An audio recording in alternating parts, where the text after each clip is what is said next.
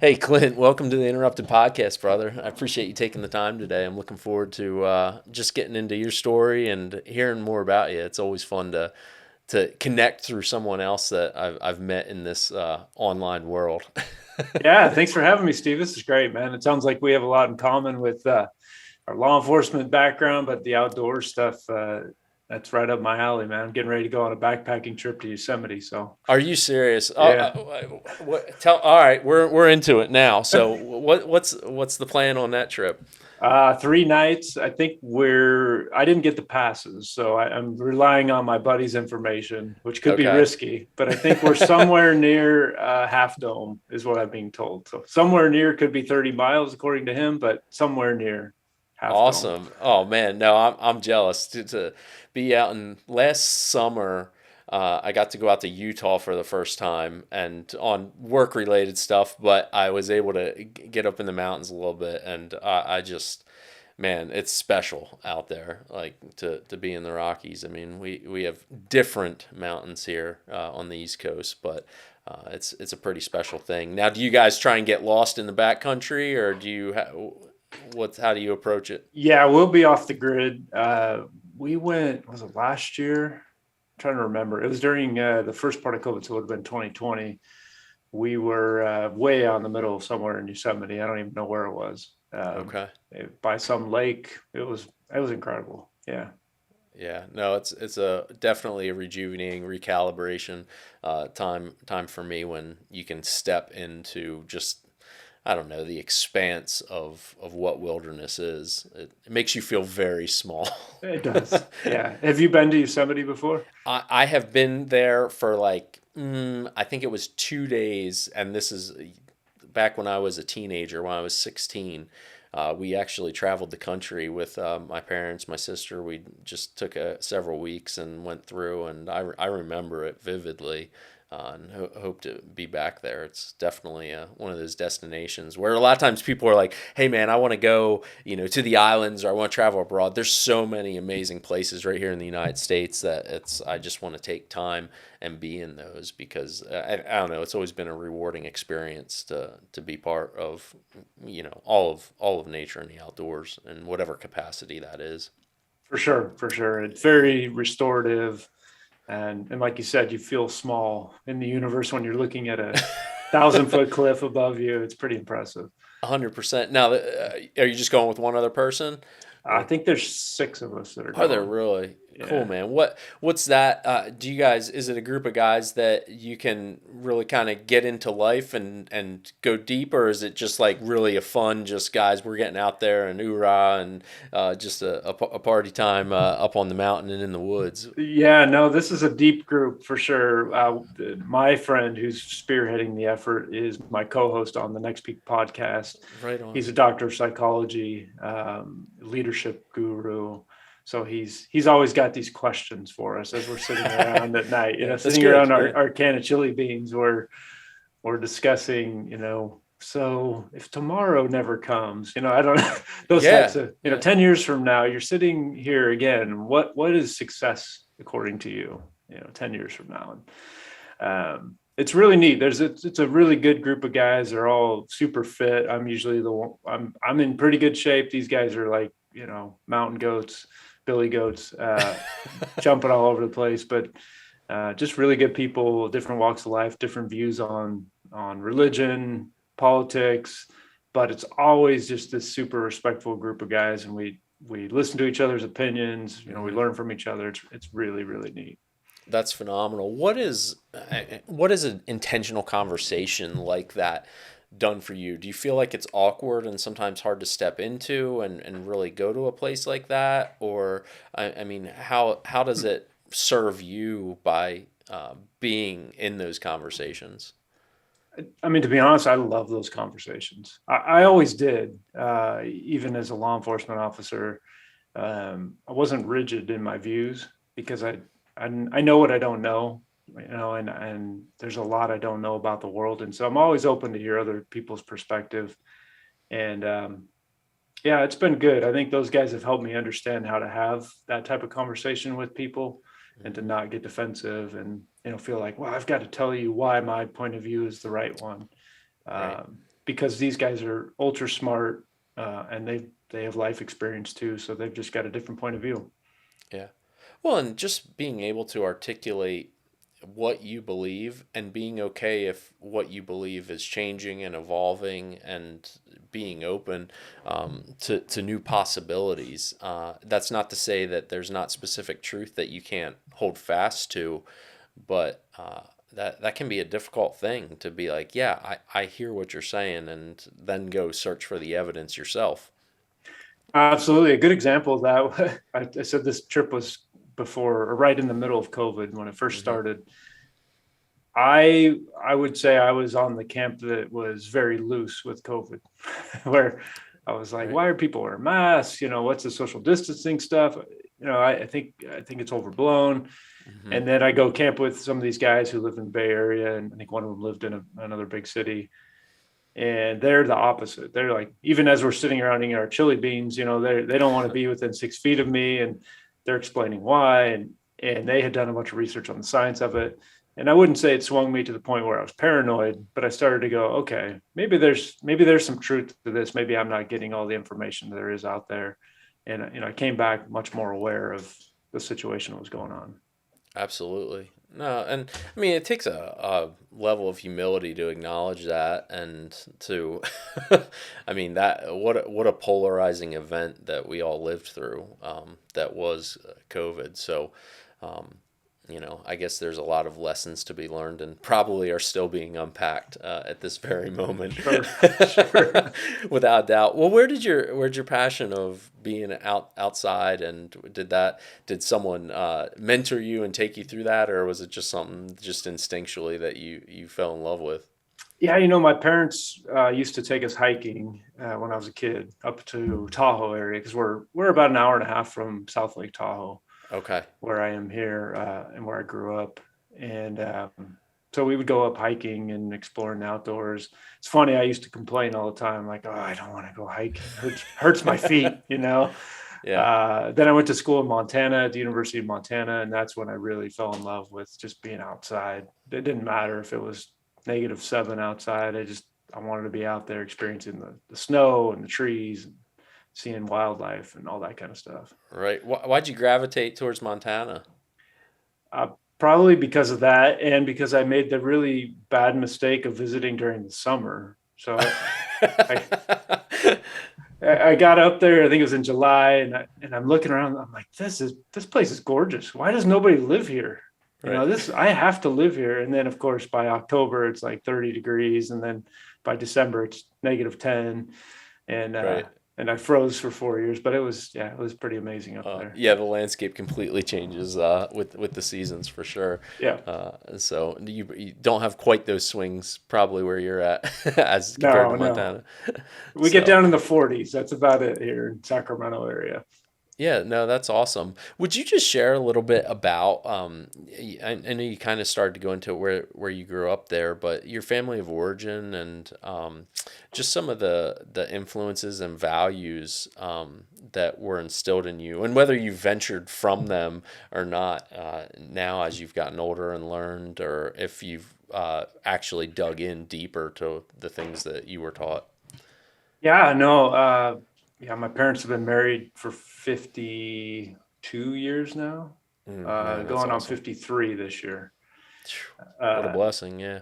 oh, huge. Yeah, huge model of, stability, love, generosity. My dad worked, so my interest in law enforcement came from my dad. He worked for a state agency. He wasn't a sworn officer, but he investigated political corruption and Okay. campaign financing and that type of stuff. So he became a chief investigator, and he worked a case with the FBI when I was about maybe 14 or so. And it was a big, big case. And I got introduced to a bunch of FBI guys by the time I was 15. And then I did the tour of the FBI building, and I was like, oh my gosh, this is This the is it. greatest thing ever. Yeah. It's like this big recruiting trip, right? They take me through the SWAT van, show me all the cool tools. And Yeah. when you're 15 years old, that sounds pretty cool. But so yeah, so he definitely influenced me in that way. My mom stayed home with us until I was like in 6th grade. And she's got a remarkable story. Never got a 4-year degree.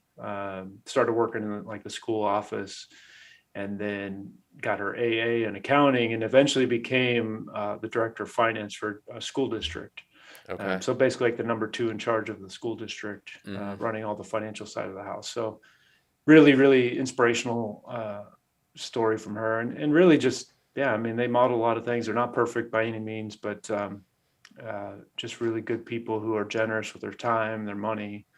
They modeled going to soup kitchens. I had to get up once a month. My mom would drag me down to a place called Loaves and Fishes Okay. down in downtown Sacramento, and we'd go feed the homeless for a morning. And so yeah, learned a lot from them. I've got one sister, and she's yeah, I mean, everybody's just kind of consistent and loving. And I think that the part that I deviated from was probably in religion.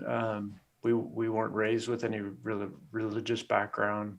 Catholic when I was early on, and Okay. that was not super important to our family, and it became very important to me later in life. And not Catholicism, but Christianity. So. Yeah, no, that's phenomenal. So, what would you say was the catalyst for that change and for you to start to really deepen your faith? Uh, I would say, gosh, probably going off the rails. Okay. Yeah. I got into college, 1,500, 2,000 miles away from home. And I was 17 when I went to school. Had nobody there to watch over me. So I drank like a fish, three, 4 times a week, partying, hanging out with girls, thinking I was chasing the American male dream, Mm-hmm. and just really had an emptiness about it where it's like, gosh, it's just, this isn't doing it, and there's got to be something more. And so I just started exploring, and fortunately had some good friends that were involved in a church locally, and kind of led me down that path. Okay, right on, man. No, to recognize the value that good friends, I mean, have, and when I think back just to different situations in life and different seasons of life, and really the reason I either went deeper into difficulty or started to come out of that, typically I can pinpoint to a person or a mentor. Not that anything I did on my own Right. accord. Which is a humbling realization because it drives you to other people. Would you consider yourself an introvert or extrovert? Definitely an introvert. Okay. I'm a social introvert, I would say. Okay. So I do like talking to people. I host a podcast, so I have to have some social skills, I guess. Yeah. But if you put me in a crowd of 60 people, I might grab one person and we go to the corner and talk, because I can't handle the big crowds. Yeah, no, I can relate there. That's exactly I often say on the show that this is a very rewarding moment when I get to have conversations one on one, albeit that it's virtual. It's still this is where it kind of fills me up, man. Being around people all day and talking to strangers all day, it is draining, and it's sometimes hard to understand what it actually does to you, both mentally and physically, honestly. And to be able to refuel with a good intentional conversation is really awesome. That I can't encourage people enough to experience it if it's difficult. Right. No, I agree. I don't know how natural extroverts do what they do. I I married one. Okay. I don't know So if I've ever had that much energy in my entire life of people that are true extroverts. I've got to drink like 3 Red Bulls or something there to you get go. that kind of energy. Right. No, absolutely. That's good. So, well, what drove you actually to take the leap into law enforcement then? Oh, why did you make that shift? Because did you study criminal justice when you were out in Montana? No, I didn't. I was an accounting major. Okay. My goal all along was to go in the FBI. So they tend to hire accountants, lawyers, people who speak foreign languages. So I thought, well, I'll go get my degree. I'll get a couple of years experience in the accounting field, and then hopefully apply and get a position. And by the time I did that, I had come back to the Sacramento area and kind of got some deep roots here, started making some really good friends, had a local community I was a part of. And the appeal of moving to Washington, D.C. for 6 months and then somewhere else, indefinitely didn't really seem that exciting at that point. So I stayed local, but stayed true to myself in that I wanted to get into law enforcement. So I worked for a local agency here. Right on. And what was that like? What was that experience? Um, a shell shock for me. So Okay. because I mean, I wasn't raised around guns. I wasn't raised, I think I'd been in like 3 fights in my entire life, most of those when I was in sixth grade. Um, so yeah, I mean, I had in my mind the FBI piece, which was wearing a suit every day and, Hmm. maybe, once a quarter kicking down a door or something like that, to driving a patrol car and, putting people in handcuffs 4 or 5 times a day and, getting in fights pretty regularly and car Yeah. chases and all that kind of stuff. So it took me a while. It was a big adjustment mentally for me to prepare for that. I was in good shape. I was pretty active, a little bit of martial arts background. So I wasn't uncomfortable. Just didn't really know what to do when I got there. Yeah, absolutely. And what did you how would you say you related and fit into just the law enforcement culture? Was that something that was really engaging to you, or was it something that you were just trying to figure out and find your place in? Yeah, I mean, I think it was tough early on, if I'm going to be honest, because I came from the business world. Um, in my agency, I'd say about half of the guys had degrees. I was kind of looked at as like the nerdy bookworm kind of guy, and I had to prove myself to these very manly men. Hmm. The macho culture, and I think probably got outside of who I was as a person in order to do that, so I could fit in more. Because I wanted to be part of the locker room. I wanted to be part of the group, and so yeah, I definitely it was a transition for sure. I think I conceded some of myself in that transaction, and after I got out of law enforcement, it took me a while to rediscover that. Okay. Now, could you feel that happening, that self-awareness piece while it was there, or was it later that that realization came to you? Yeah, no, I don't think I did during that season. I think I just got caught up in the run and gun and having fun at work, and Yeah. it's an amazing job. It's rewarding.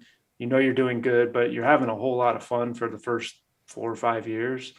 Uh, I remember telling people like, I can't believe I get paid to drive around at 3 o'clock in the morning at 90 miles an hour and getting in fights. Like this is kind of the coolest job ever.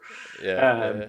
until the wear and tear starts to catch up with you. But no, I don't think I was really aware until I stepped back and kind of realized my mental health was not in a good place by the time I was ready to call it. What was what was that trigger though that made you realize that? Because it's a constant conversation in military circles, law enforcement, really first responders in any capacity that are around trauma all the time. And I think it's different for many people that I talk to, of what actually stands out as being okay, there's a problem here, something's not right. And then there's also the next hurdle of actually doing something about it. But how did that come about? That's a great question, Steve. The thing I get back to is that I think everybody had good intentions, right? So it's very different now. I think they're doing a lot more around mental wellness and mental well-being and awareness. I think people had good intentions to try to help us out, but it wasn't part of the culture. Hmm. And again, in that macho culture, at least when I was in, I think it's changed a little bit. Probably needs to change a little bit more. But guys didn't want to be vulnerable. So if you went to a nasty call or you dealt with something really bad, you know, you didn't come back and cry at the station and your buddies tell you like, hey man, I get it. That was a horrible thing to see. We Hmm. didn't do that. We sucked it up. We went to the next call and pretend like it didn't phase us. And so for me, I think if I'm looking back, the things that started to trigger it were I didn't want to be around the people that I cared about. Hmm. I was really distancing myself from friends and family. If there was an event going on, I was like, I don't want to go. Like it's my only day off. I don't want to go do that. those types of things. Started drinking more than I normally did. Yeah, I mean, I shared with you before we started, but what really triggered is I got into investigations. I was a computer crimes guy.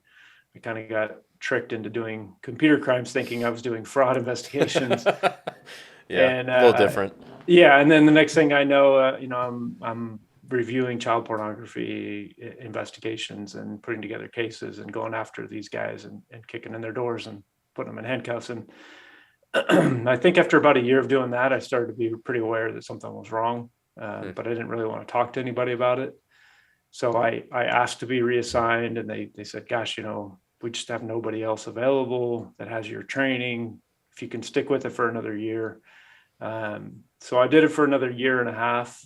And then I basically got to the point where I was done. I'm like, I never want to see this stuff again for the rest of my entire life. And the only way I can be assured of that is to not be an officer anymore. So Wow. I quit. I resigned and left. Yeah. Was there relief, or did you go through anything to deal with like feeling of failure, feeling of, hey, I took this on as a pretty amazing feat to do what you were doing, and I think that's not a unique experience to people. We often feel that way, especially when you've done it for so long. It's not like you tried it out for a year, so you were well Right. into your career. Yeah, and I think it was at the very early part of that type of investigation. So 2005, I think, is when I started doing that. If my memory serves me, I'm getting old, so those things kind of skip It's past all me. good. It's all good. So there wasn't a lot of research on that. I think there's a lot more systems that are built in now, where like the FBI, I think, does a psychological exam every 6 months for their guys that Hmm. are doing that type of stuff. Yeah. So yeah, I think that there was a lot of relief when I first quit, to just go like, oh my gosh, I finally am getting out from underneath this dark cloud. But I missed the teamwork and the camaraderie and being in the Yeah. trenches with the guys and feeling like you have each other's back. And I've never been able to duplicate that since, in any profession that I've been in. So there's that unique bond. I think military guys talk about that as well, about that unique bond you make when you're in the trenches with somebody and you're literally relying on them for your life. And Yeah. you go through unique experiences together. But it definitely was a relief to get out, knowing that I knew what the source of the problem was. I didn't know what to do about it, but I knew I Hmm. needed to get away from that in order to get healthy. And well, part of that equation, once you did separate, did you seek out the mental health piece to kind of recalibrate and get back to some, I guess, homeostasis of, hey, I need a better baseline here.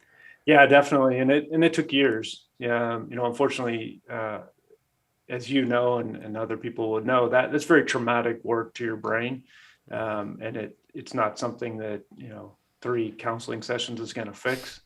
Yeah. It took years. I took medication for a while. I was in a EMDR program where they help you, work through trauma. Yeah. And what I kept telling the guys, I kept diminishing the damage, right? Like I said, I was never in Afghanistan. I was never in the military. I was never getting shot at. Thankfully, I was never shot at as an officer. It doesn't make sense that this should be so traumatizing my brain. And the psychologists and the psychiatrists I was working with just said, it doesn't work like that. You've been traumatized. You don't get to choose how your body processes that or how your brain processes that. We've now got to figure out how to deal with that. And it creates the same fight or flight response and all the anxiety issues that somebody getting bombed or shot at faces down the road. So you've just got to figure out how to heal through that. Hmm. What was there? At this, did you have your own family by this point? Yeah, I went through a divorce, probably right before I got into investigations, if I remember correctly. So I was doing a lot of it on my own. Okay. But again, it created, looking back and doing a lot of soul searching and healing, I created a lot of the vacuum that I was in. Hmm. I wasn't a healthy person, so I was pushing away a lot of people that were healthy and were trying to be good to me. And then when I needed people, I didn't really have anybody. I had my family, thank God. But yeah, other than that, I did a lot of it just kind of on my own. Well, what is different now about how you view and tackle challenges and problems versus the man that was walking through that? Like, can you put your finger on just how you attack difficult situations now? Yeah, I mean, first, most of what we deal with in life is not life and death. so, so I try not to get wound up too much about anything that isn't really significant. Hmm. And then the other thing is I attack it by systematically, piece by piece. There's a friend of mine that says, if you can adjust a half a degree every day, then you can make a 180 in a year. And Okay. I used to have this, I'm a doer, I'm a go getter. Even though I'm an introvert, I'm still pretty high octane. I want to get stuff done. Yeah. And I used to think I had to fix stuff overnight. If I was going to build something, it had to be built in 2 days. It was just that kind of mentality. And I don't do that now. If I start to notice, my wife and I are not quite on the same accord, my kids and I aren't on the same page for something, or my business isn't going the way I want it to, I stop and I assess, okay, well, what are the habits that I have right now? Am I Hmm. doing my morning routine? Am I doing my breathing exercises? Am I exercising regularly? Am I eating good food? Am I taking in good material, good leadership material, and good podcasts and those types of things? Am I, listening to the interrupted podcast and getting my head right? Uh, those types of things. And if I'm not, then that's an easy checklist. And I start to go down. All right, well, let's get back in my morning routine. Let's, make sure we're lifting weights and running and doing my breathing exercises every night before I go to bed, and going on date nights with my wife to get back in the routine of dating my wife and those types of things. 100%. So yeah, I don't know if that answers your question, but that's how I approach No. it Yeah, now. no, absolutely. The piece there that you mentioned, I mean, you get into starting to have this professional career, you have your relationship with your spouse that you're trying to manage, you're trying to be a dad. Was there anything specific about either any of those really, whether it be the relationship with your spouse or being a father, that is a specific touch point that really shows when you're getting out of alignment?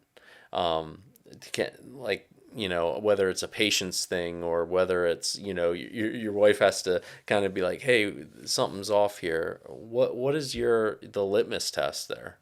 Yeah, and that I can tell you, having the right partner is an absolute gift, because my wife will, not in a rude way, but she'll say, "What's going on?"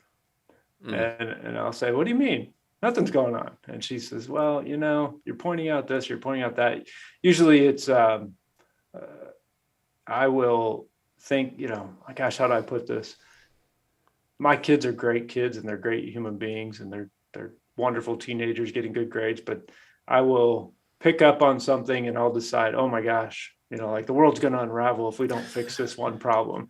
uh-huh. And my wife will just be like, I don't know about that. Like, where's that coming from exactly? And then that's when I go, okay, all right, let's take a step back and see where we are.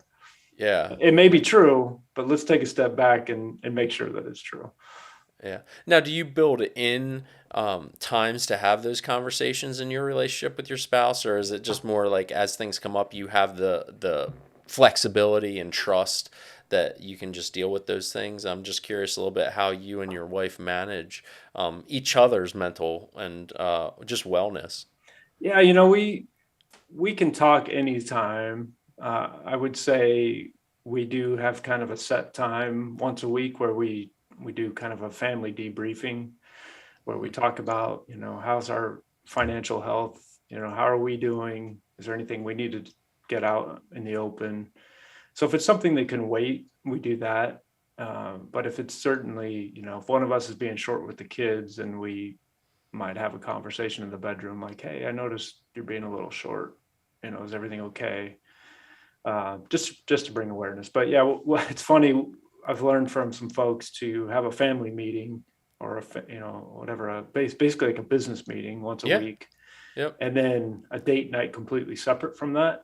Because what couples will find, and we did early on in our marriage, is you'll go on date night and then you'll talk about a bunch of stressful stuff about family.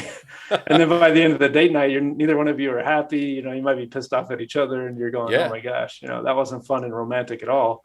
So we do that separately. That's our business meeting. Then we go and have fun, going Yeah. out to dinner or something like that. Man, no, I think you hit it right on. A lot of times we take that moment of freedom from children to just unload on each other. Yeah. And it doesn't ever start off as a bad thing, but it's amazing how quickly it can devolve, and all of a sudden the agitation, the frustration creeps in. Now, did you all have I don't know if you want to call them boundaries or processes in the beginning where you were encouraged to do those things, or is it something where just through your own education and learning you had to have the courage to be like, I think we need to do these things? I think we both understood the importance of continuing to date after we got married. Because so these are my stepkids that I'm hoping to raise, and so I knew what I was getting into, that I had a family I was walking into, Mm-hmm. and so I knew the importance of us building our relationship, our husband and wife relationship, aside from the kids, because we didn't have 2 or 3 years without kids to do that. Yeah. And then, like I said, we would go and we'd have that night away, and then we'd talk about, well, financially it's not good right now, or, or one of the kids is misbehaving or whatever. And we would not have a good time. So I think we went to a marriage conference, and that was one of the speakers' suggestions was Really? Okay. have a business meeting. And it was like the light bulb went on. We go, yeah, that's brilliant. Yeah, because we don't want to fight on date night. That needs to be the romantic time, and go have these adventures together that we don't have with the kids. Yeah. No, the adventure piece is definitely something that when you can watch your spouse be excited and walk into something that they're really passionate about. Especially now, do you all have similar hobbies and things that you like, or is it you tend to be different and just have to support in a good way what the other person likes? Yeah, I think so. We love being outdoors together, so we'll go on hikes together. Yeah. Like the other day, we went and sat at a winery for 4 hours and had a picnic lunch and just sat in the sun and drank a little wine, read some books. It was great. So that type of stuff we do together. She's definitely more social, so probably a lot like your wife, more of an extrovert. Mm-hmm. Needs to be around her girlfriends on a pretty regular basis, so they're doing game nights and hangout nights and that Yeah. kind of stuff. Yeah. But yeah. Yeah, no, absolutely, and it's amazing to watch. Not only my spouse, but even friends. Like when you know they just went through something that they absolutely love to do, whether it's just getting a day away to do their hobby or just spend that time that they crave. How much it comes back. I think that's a good sign of when we start to get too selfish, when we start being like, I want to have this time with you. I don't want you to do that. And all of a sudden you see them be drained, Mm-hmm. and what simple steps towards their passions can really do for your relationship. Yeah, and you were talking about, or you asked about my folks who I love to death, and if they're listening to this, totally love them to death. But one of the things that if there was any criticism, it would be that they didn't have a lot of outside friends. So they did everything together. They still do, it's beautiful and it's wonderful in their own way, and they love it and they wouldn't change it. For us, we realized the value for us personally in having those outside relationships. I have to hang out with my guys, like not as much as my wife has to hang out with her girls, but to just sit and, talk about sports or nothing, or kids or nothing. Yeah. Yeah. To just kind of be there. In fact, I've got a couple of my friends that are helping me build a shed in my backyard right now. And, 90% of the time we don't talk at all. And my wife's like, how are you just quiet? Like, why are you not talking? It's because we're building. Like we Right. just be next to each other doing something. We don't, that's Yeah. where we get our our energy from. No, presence alone can be really an important thing that you don't feel alone because people might be like, well, you're not communicating, so you must not have anything to talk about or you must not like them. But it's that feeling of camaraderie. And I mean, men, we're task oriented. We like to do challenges together. So, Sure. and sometimes building is the greatest of challenges. Yeah, So, exactly. no, I think that's pretty incredible though to be able to land on that. I think it's a very a cool sign of maturity in any person when they can be analytical about the relationships that they watch growing up and within the parents and what you're going to extract and take from them and what you're going to leave. I think it's a great exercise to really think about if specifically if people haven't talked about that. I know a lot of times marriage counseling might hit on that and things, but it is constant something to reevaluate and it helps answer questions about why we respond the way we do in certain situations because of our family of origin, Sure. for sure. Sure. That's it's I don't know. It's encouraging to hear you even make a comment like that because I feel that at times of like, hey, what are the things that I really have taken? How do I want to do my life a little bit differently from what I saw growing up? Yeah, and nobody's perfect. So I hope my kids look at us and go, "Hey, these are some great things that they did, but I don't want to do this in this area." And I hope that they grow and learn and become even better versions Right, of right on, people. man. Yeah. Well, no, this is cool. I didn't necessarily expect us to get into marriage topics, but I appreciate you being willing to share those deeply personal things in a very public way because of what we're learning. Yeah, one Well, of the things that you asked, like, kind of what happened after law enforcement. The piece that I learned was to not be afraid of, number one, of counselors and of growing.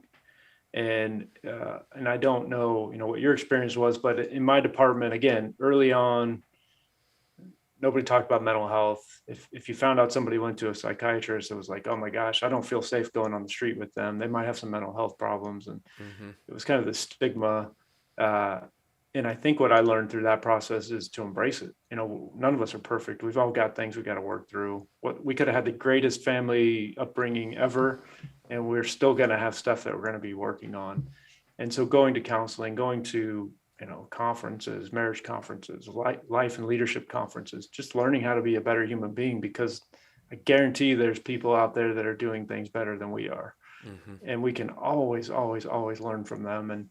And that was kind of the big breakthrough of not thinking I had to have life figured out, and being vulnerable and being humble and saying, gosh, I don't have this figured out. I need help. Yeah.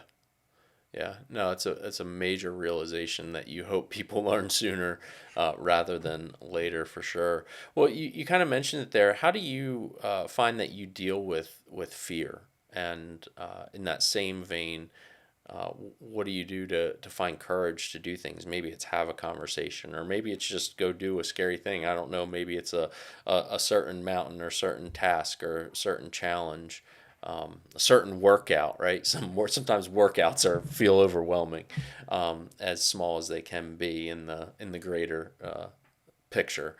But Uh, yeah. So again, during that process of getting healthier, one of my counselors had me read a book, and I can't even remember which one it was, but they talked about fear, and that I think it was like 85% of what we fear never actually comes true. And hmm, so it's going through, if it's some big fear, like, oh, I gotta, like one of the things I run a CPA firm. I started it. I'm the president of it. I don't enjoy having the hard conversations any more than anybody else does. But yeah, when you're running a team and you need that team to work, sometimes there's some hard conversations that have to be had. And I will toss and turn the night before and have anxiety over it. And because I don't want to sit across from somebody and deliver bad news, but it has to right, be done. And so I'll go through, like, in my head, what's the worst case scenario? If this just goes completely horribly off the rails and blows up, what's the absolute worst case that's going to happen? And then it kind of makes it palatable. Like, well, number one, that's probably not going to happen anyway. Two, okay, that's not even that bad. You know, my if I have to have a heart conversation with an employee, they're not going to turn around and shoot me. It's not a Right. life and death situation. Yeah, It's a absolutely. conversation. They might No, hate me. They might storm out. They might get on Facebook and say what a horrible boss I am. And my firm should burn in hell and all that kind of stuff. Like, that's the worst case, right? yeah, yeah, yeah. That's not going to happen. But if it did, that's the worst case. Okay, I can deal with that.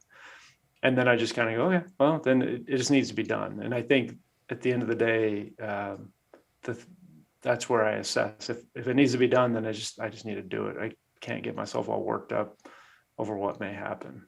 Right. Well, and that's where having the relationships with, whether it's an employee or whether it's a stranger, that you can build rapport, build trust. And somebody told me it's every time you need to have one of those challenging conversations or break news or tell somebody, it's like the goal at the end of the day should always be that relationship is improved and it moves forward. Whether it has to just be we mutually disagree but I respect how you came at me with that information, whatever that be, that relationship can be better, whether or not you deal with that person ever again. No, I love that. That's really good. Uh, it's challenging.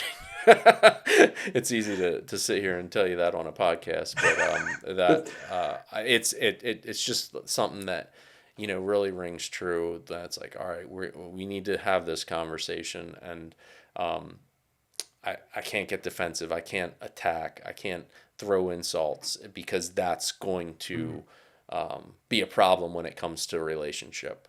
But how can I be in a position to pick up the phone and call this person in 2 weeks after I just ruined, what they believed was the next 10 years of their life? And I know it's a hard challenge. Yeah, it is. But it's valuable. And I remember some people that had hard talks with me after I got out of law enforcement at various stops along the way in my career. And even in law enforcement, people that had the courage to have a hard conversation with, those are valuable. Even if I never got fired, but even if it had meant I got fired, I would have learned something from it and been better from it.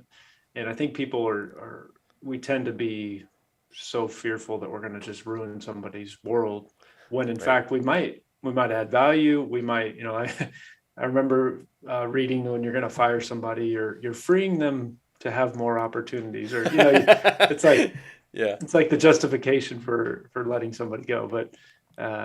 But there is some value in it, and really the one thing I'm learning now, if I'm going to talk about current state, is what can I control. What I can control is delivering the truth with some verifiable facts. I can't control somebody's response to that. That's up to them. They can own it. They can say, you know what, you're absolutely right. I want to learn and grow. Or they can come back and say, you're dumb. You don't know what you're talking about. I'm the most perfect employee you've ever had. And then, then we've got to have a different conversation. But that's up to them. And there's a lot less anxiety when you stop trying to control the other person's response. Yeah. Yeah, no, that's right in line. I've heard somebody say, "Hey, you're every conversation you're in control of 50% of it." And the other 50%, that's out of your control. So worry about, being complete in your half of that responsibility. Yeah. Yeah, you're experiencing that as a podcast host, and I'm sure you've had some conversations where you're like, wow, I didn't know we were going into that conversation. Yeah. And that's what I think these platforms have allowed for in such a good way, where, I mean, one of the reasons I got into this is because of the value people were giving me, and they weren't knowing it, right? It was just tapping into whether a keyword search or somebody I respected or read their book, and all of a sudden it's like, hey, these conversations are going to a place where I'm actually changing somewhat of who I am in a positive way and becoming a better human being, like you said. And that's pretty awesome. What was it for you that took you into going down and wanting to do a podcast and the whole next peak mentality? Would you talk about that a little bit? Sure. Yeah. More just kind of same thing that you're saying here is just learning from others. I wanted to pass on some of the things that I had learned from books, from people I'd been around.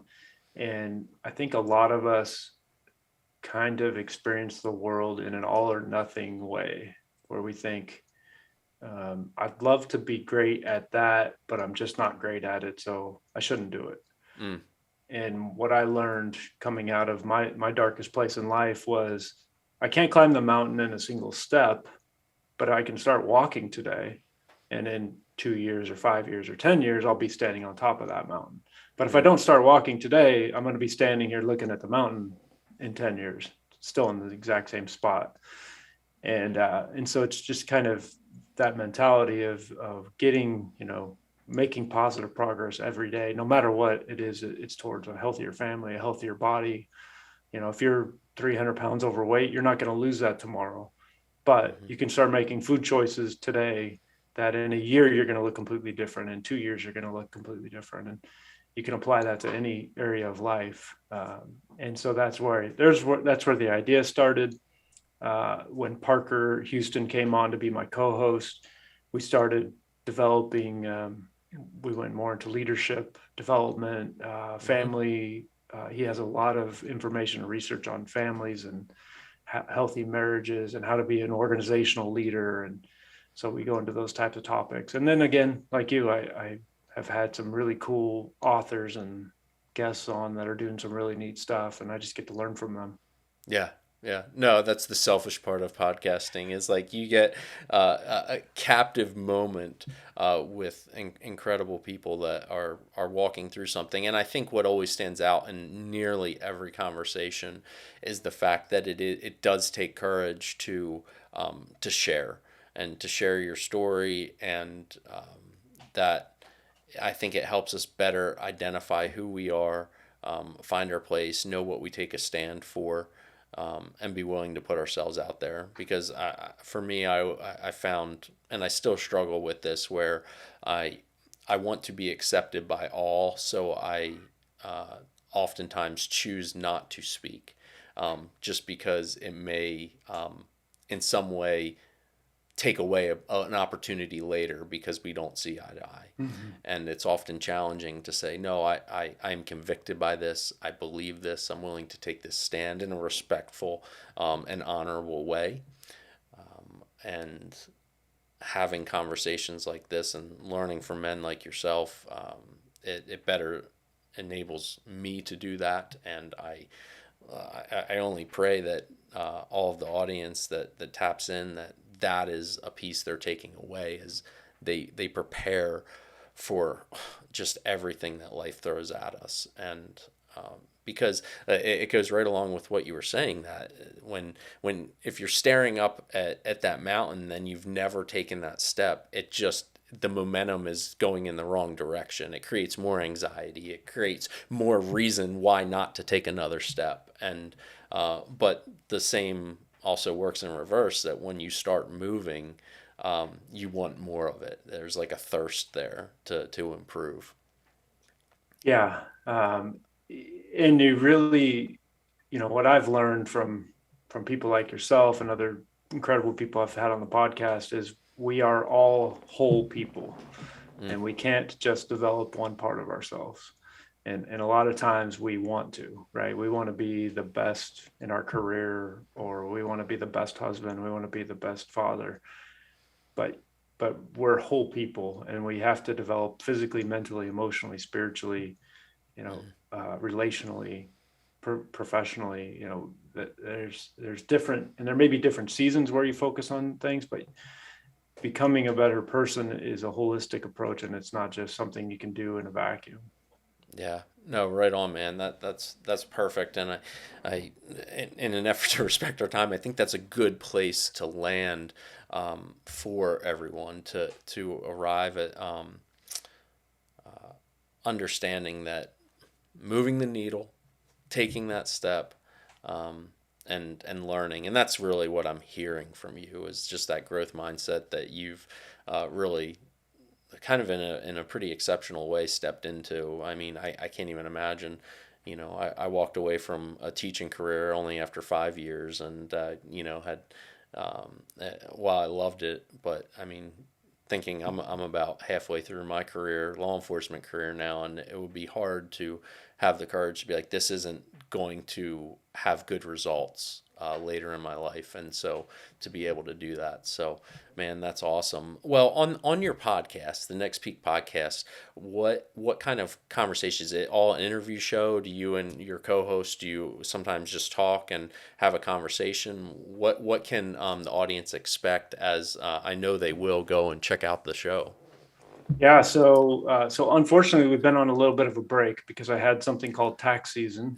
Well, So that's a big deal for CPAs. apparently that's busy in our Yeah. world. But yeah, normally Parker and I will have every other episode. He and I will have a content episode where we discuss, again, anything from how to become a better leader, person, being more charitable, whatever. Yeah. And then every other episode has been a guest. I think our format's going to change a little bit when we reboot next month. But yeah, we've had people from like Dave Ramsey's group, Ken Coleman and John Deloney's been on a couple times.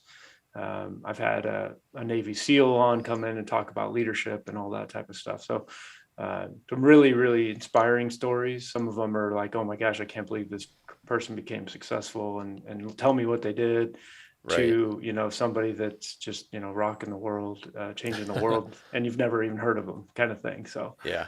Yeah. Awesome, man. No, it's exciting to find new podcasts and find new just experiences from people. So I will definitely make sure everybody can find you guys. Are you on social media at all? Is there any ways, websites where people can connect with you? Yeah, Next Peak Podcast. We've got nextpeakpodcast.com, and then we're on Instagram, Facebook, and LinkedIn, I believe. Right on. Absolutely. Well, we'll be sure to sync all those up and make sure everybody can find you. Brother, I can't thank you enough for this conversation again. After I have to admit, I've slept for an hour and a half last night because of the job. And sometimes these conversations can be different, but it's amazing the energy it created. I took a couple notes here and some things for me to think about. So I know you're incredibly busy. I took that from, and I didn't even get to talk about it, but I appreciated the automatic message that your email sent, where you were just saying you were trying to spend more time with family and things like that. So I love the intentional steps you're taking. Keep doing what you're doing. Your audience that you're reaching, I know, is getting incredible value from you and your co-host, and I look forward to hopefully having the opportunity to talk again and enjoy this trip you got coming up. I'm a little bit jealous. Well, you're coming on the show, so we'll be all right. We'll do it, man. We'll do it, and hopefully we can offer some things to people. But any final thoughts before we sign off here, Clint? No, Steve, thanks so much for having me. This has been a great conversation, man. I really enjoyed it. I think your audience is really blessed to have you as a host and sharing the information that you're sharing out there. So right on, brother. Well, we will do it again, hopefully very soon. So thank you, man. Sounds good. Thank you.